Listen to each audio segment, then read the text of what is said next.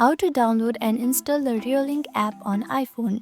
In this video, I'll show you how to download and install the Reolink app on iPhone. So let's get started. First, locate the App Store on your home screen. Once you find it, open it. Now in the search bar at the top, type in Reolink and hit search. Now once you find the app, you can see this get button right here. Tap on it. Now wait for a few minutes.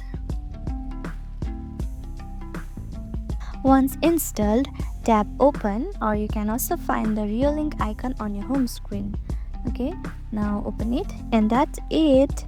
This is how easy it is to download and install the Reolink app on your iPhone device. If this video helped you, make sure to give this video a thumbs up and subscribe for more tips and tutorials. Thank you for watching.